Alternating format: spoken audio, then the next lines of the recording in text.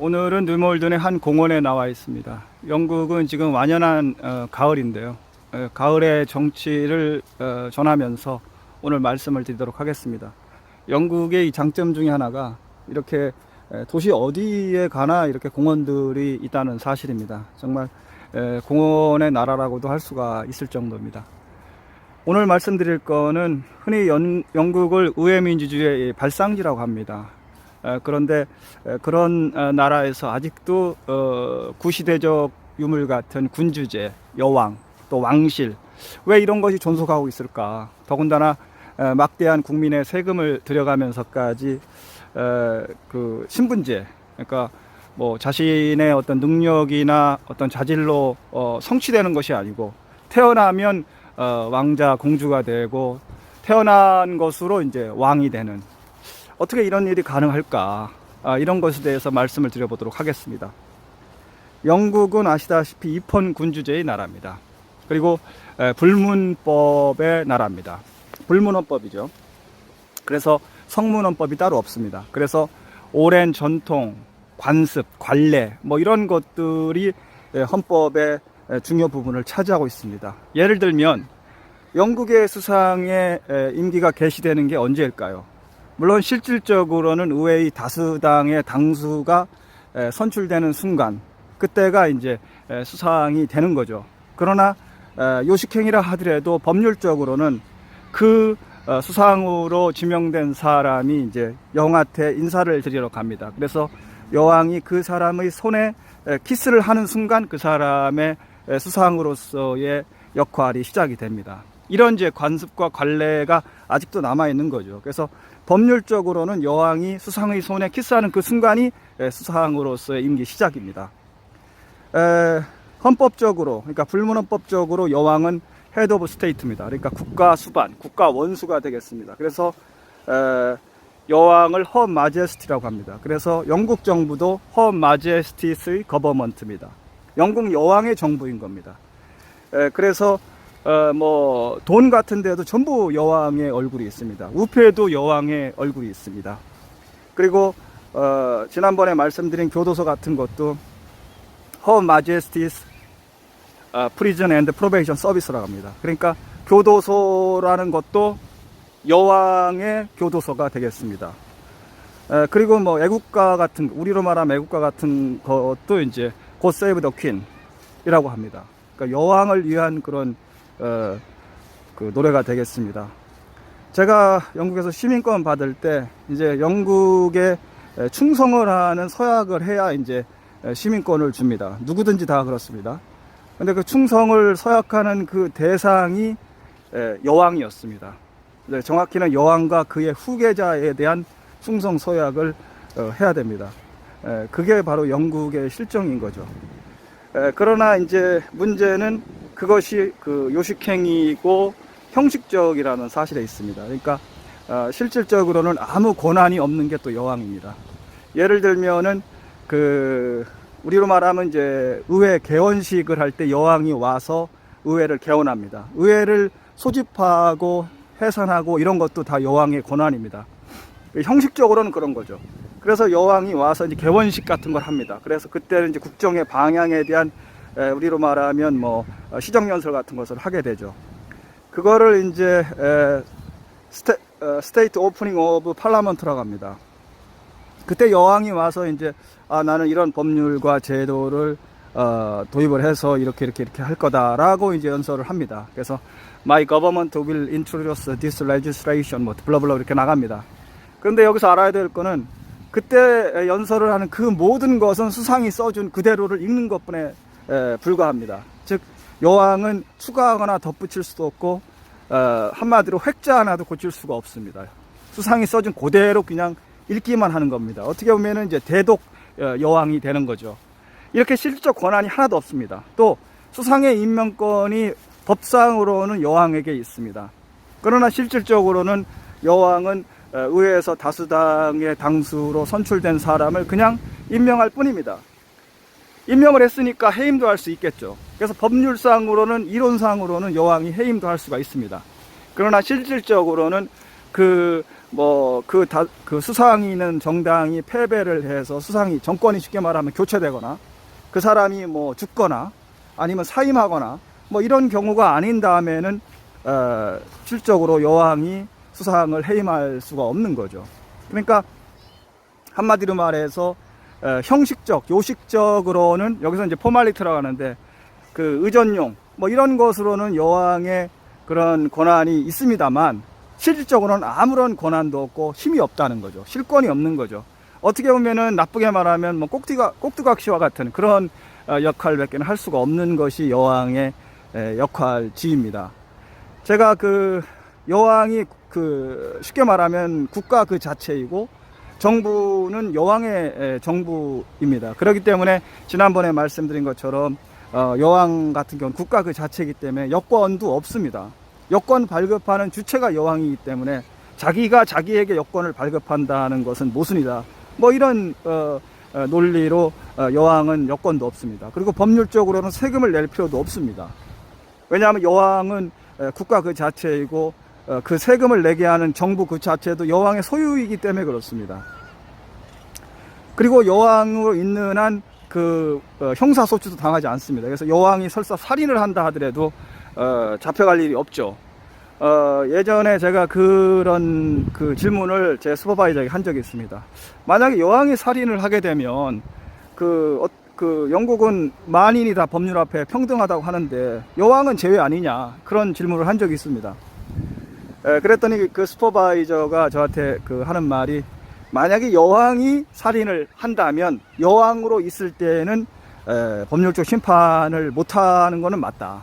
그러나 여왕이 만약 살인을 하는 범죄를 저지르게 된다면 여왕의 자리에서 물러나게 한 다음, 즉 양위를 하게 한 다음 그 다음에 법률적 심판을 받게 한다.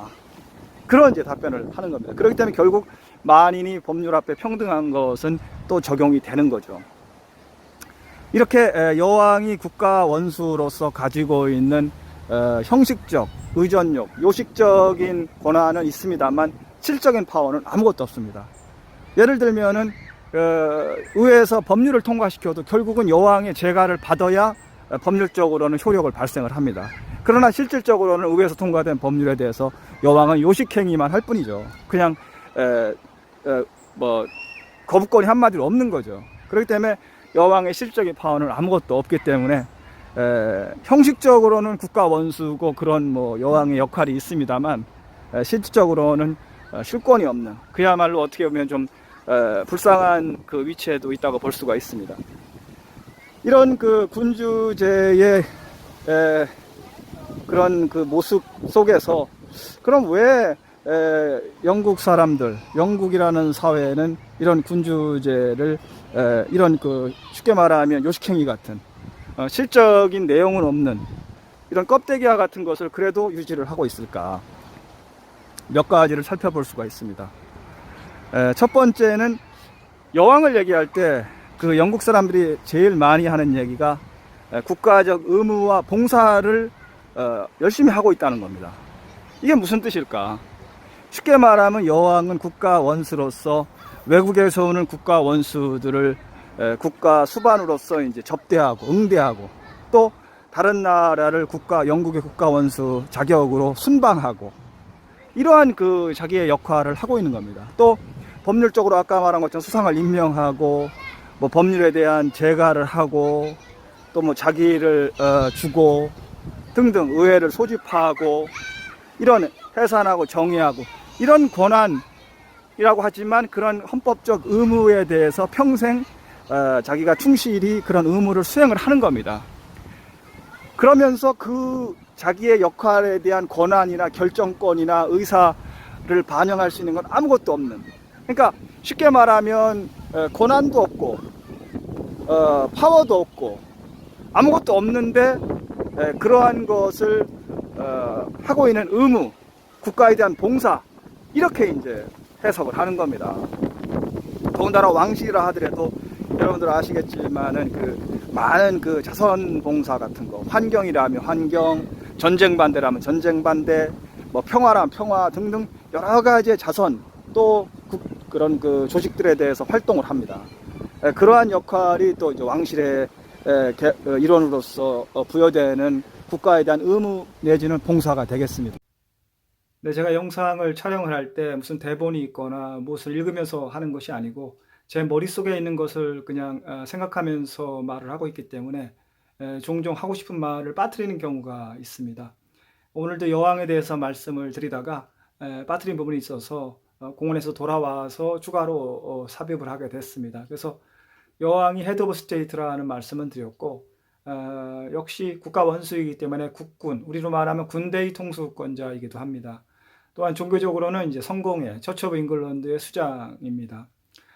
이렇게 여왕이 국가 수반으로서 갖고 있는 위치, 그러나 실권을 하나도 없는 그런 위치 하에서 이 왕실, 여왕들은 언론이라든가 대중의 사생활이 완전히 사실상 공개되는, 침해가 되는 그런 부분을 감수하고 있는 또 실정에 있습니다.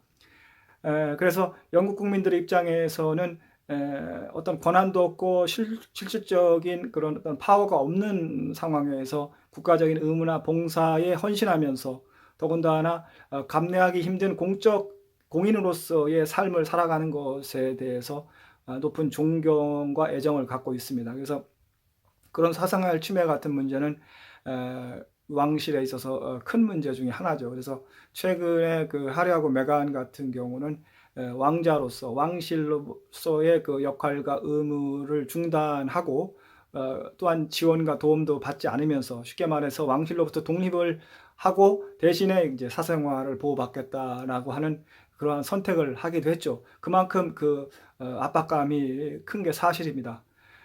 또한 그 노블리스 오블리제를 영국 왕실은 실천을 하고 있습니다. 그래서 영국의 왕자들은 뭐 전부 다 군대를 갑니다. 그리고 심지어 해리 같은 경우는 이라크 전쟁 때는 최전방 일선에서 근무를 하기도 했습니다. 참고로 영국 같은 나라는 우리와 같은 징병제, 전원이 남자가 군대 가는 그 사회가 아닙니다. 모병제, 지원병제입니다. 그래서 군대를 가고 안 가고는 선택의 문제입니다. 그러니까 우리처럼 꼭 가야 되는 사회가 아님에도 불구하고 영국 왕실은 자신들이 자발적으로 군대를 가고 있는 겁니다. 이런 점도 우리 한국의 일부 사회 지도층들이 가야만 하는 군대를 안 가려고 하는 풍토와 다르게 안 가도 되는 군대를 가는 그러한 노블리제 오블리지를 영국 왕실은 실천을 하고 있다. 이렇게 말씀을 드립니다. 그리고 세금 관련해서는 이어지는 동상을 보시면 되겠습니다. 또한 세금과 관련해서도 여왕 왕실은 이제 모범을 보이고 있죠. 그래서 여왕 같은 경우는 법률적으로 세금을 낼 필요가 없습니다. 여왕에게 여권이 없듯이 여왕이 국가 그 자체이기 때문에 여왕에게 세금을 징수할 국가기관조차 없는 거죠. 그래서 우리로 말하면 이제 국세청과 관세청을 합하는 듯한 이제 국가기관이 영국에 있습니다. Her Majesty's Revenue and Customs라고 하는데 이 기관에서도 이제 과거에는 여왕에게 징수를 안 했습니다. 할 생각도 없었고 또 합법적이었던 거죠. 그런데 1993년 이후부터 여왕이 자발적으로 나도 이제 국민들과 같이 인컴택스를 내겠다. 그래서 세금 등을 내오고 있습니다. 이렇게 여왕과 왕실은 노블레스 오블리지를 실천을 하고 있는 거죠. 우리의 경우 사회 지도층 일부는 이제 꼭 가야 되는 군대도 안 가고 내야 되는 세금도 안 내려고 하는 그런 풍토가 있는 반면 영국 왕실은 안 가도 되는 군대도 가고 또 안 내도 되는 세금도 내겠다고 하는 그러한 그 모범을 보이고 있는 겁니다. 이렇기 때문에 영국 국민들에게는 거부감이 덜하고 호감도가 높은 거죠. 또한 그 여왕의 그 왕실의 재산이 막대하다. 뭐 이런 비판이 있습니다. 그런데 사실은 공식적으로는 여왕의 개인 재산이 얼마인지에 대한 통계는 없습니다. 다만 과거 여왕의 개인 비서를 지냈던 사람의 증언에 따르면 2019년 기준으로 해서 여왕의 개인 재산은 약 28 밀리언 파운드 정도가 된다라는 얘기가 있고 영국 정부도 공식적으로는 이제 100만 파운드는 넘어가지 않을 거다. 넘어갈 수 없다. 이런 입장에 있습니다. 어떻든 28이든 100만이든 상당히 엄청난 액수인 건 분명하지만 그러나 영국의 국가 원수로서 수반으로서 그 논란이 되고 있었던 재산보다는 상대적으로 적은 것도 사실입니다. 근데 우리가 알아야 될 거는, 예를 들면 버킹엄 팔라스든 뭐 켄싱턴 팔라스든 여왕의 이제 개인 재산으로 여겨지는 여러 가지 왕실이 사용하는 이제 건물들, 부동산들, 이런 재산들이 있습니다. 근데 그런 재산들은 사실상은 이제 우리로 말하면 재단과 같은 트러스트에서 관리 운영을 하고, 왕실은 사용만 하고 있는 겁니다. 그래서 뭐 버킹엄 팔라스나 켄싱턴 팔라스나 이런 것들은 여왕이라 하더라도 개인적으로 처분할 수가 없습니다. 그렇기 때문에 그런 것들을 여왕의 개인 재산이라기보다는 그것은 사실상 국가 소유에 이제 가까운 거죠. 그래서 왕실이 다만 이제 사용만 하고 있는 정도이기 때문에 여왕의 막대한 재산 뭐 이런 것은 영국 사람들에게는 그렇게 거부감이 없습니다. 또한 그 왕실을 유지하기 위해서 영국 정부가 작년 같은 경우 67밀리언 파운드의 국민의 세금이 들었다고 합니다. 물론 이제 영국에서 또 이제 공화제를 주장하는 사람들은 왕실을 유지하기 위해서 334밀리언 파운드가 들었다라고 주장을 합니다. 그러한 액수에는 이제 여왕의 경호, 또 뭐 기회비용 등 하여간 최대치를 계산해서 이제 334밀리언 파운드다라고 주장을 하고 있는 거죠. 334밀리언 파운드든 67밀리언이든 그것도 이제 막대한 세금이면 분명합니다. 그런데 왕실이 영국 경제에 이바지하는 것을 계산을 하면 18억 파운드라고 합니다. 그러니까 왕실이 영국 경제에 기여하는 바가 국민의 세금으로 왕실을 유지하는 것보다 월등히 많은 거죠.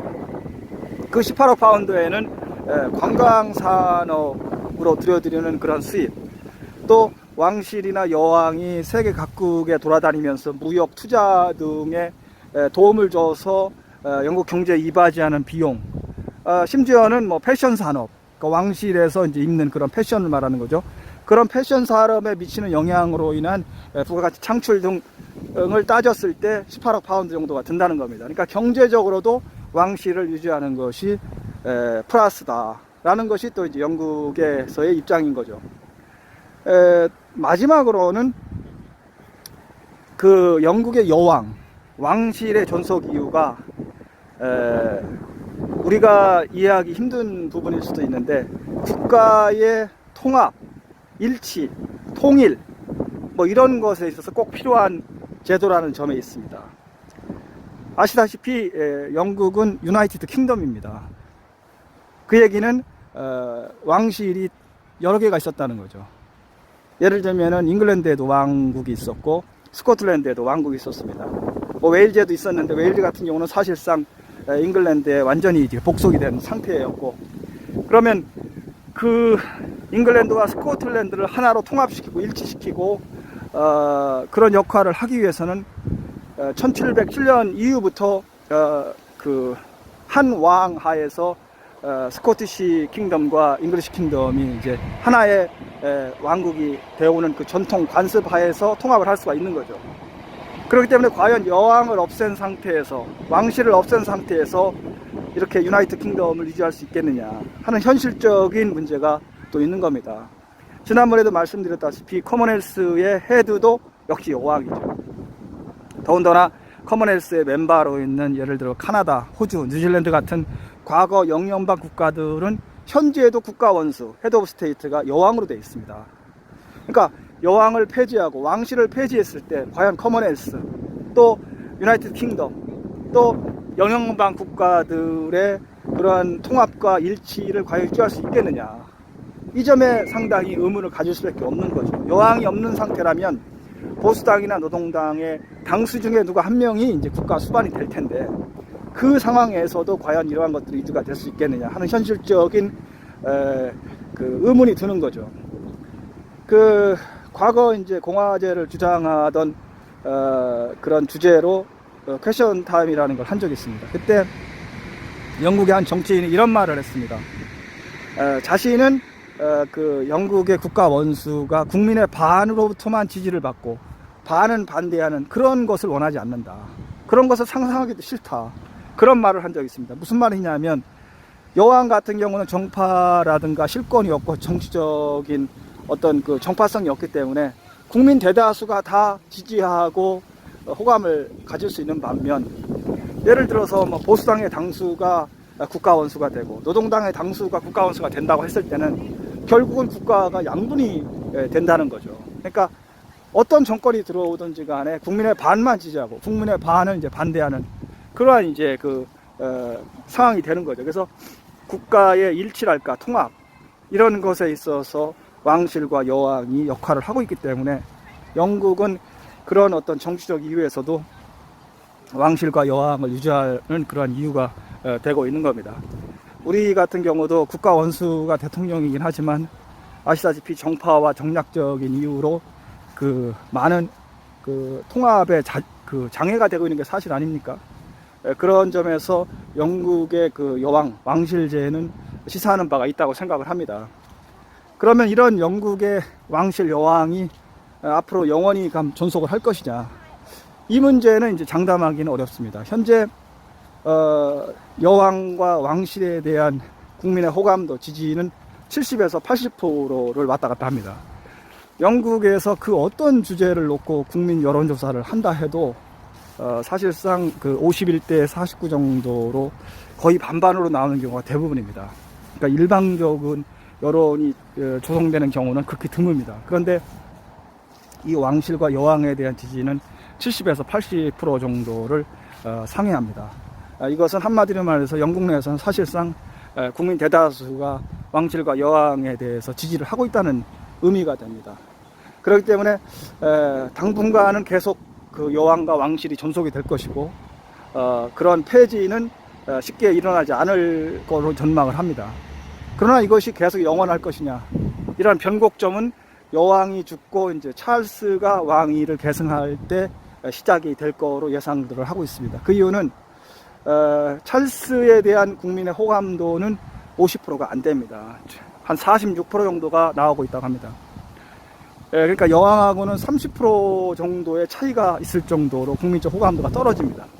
더군다나 찰스가 현재 왕위 계승 서열 1위임에도 불구하고 사실상 영국 왕실에서는 호감도가 제일 꼴찌입니다. 그러니까 자기 두 아들, 며느리, 아버지인 듀크 오브 에든버러, 자기 동생인 앤공주에도 이제 인기 호감도가 뒤지고 있습니다. 그래서 사실상은 자기 가족에서도 가장 낮은 지지율과 호감도를 보이고 있기 때문에 과연 찰스가 이제 왕위를 계승했을 때 국민의 여론이 어떻게 변화할 것인지를 영국 사람들도 궁금해하고 있습니다. 그래서 영국에서 제가 느낄 때에는 찰스가 왕이 되는 것을 그렇게 반기는 분위기만은 아닙니다.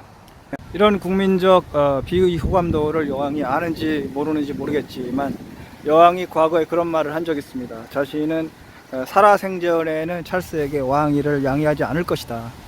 자신은 죽을 때까지 여왕으로서의 의무를 다할 것이다. 그런 말을 한 적이 있습니다.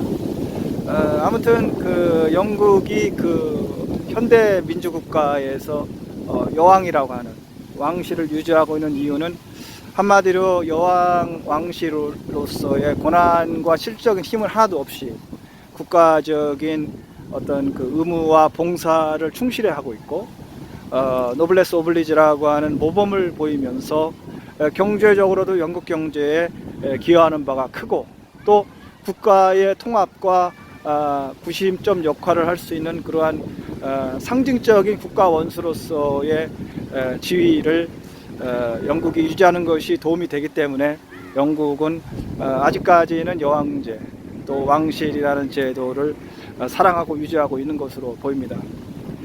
영국 국민이 압도적으로 왕실을 지지할 때까지는 아마 영국 정치권에서도 그 누구도 여왕제 폐지를 주장하지 않을 것으로 예상을 합니다. 현재 영국에 있는 기존 모든 정당들 또 언론 이런 곳에서는 여왕에 대한 또 왕실에 대한 폐지를 주장하는 곳이 한 군데도 없습니다. 이렇게 높은 지지를 받고 있는 데는 바로 이 왕실이 영국 사회에 갖고 있는 독특한 역할, 그 책임을 충실히 온전히 다하고 있기 때문이 아닌가. 바로 이러한 점은 우리가 한국 같은 사회에서도 시사하는 바가 크다고 생각을 합니다. 오늘은 뉴멀리 한 공원에서 가을의 정치를 보여드리면서 말씀을 드렸습니다.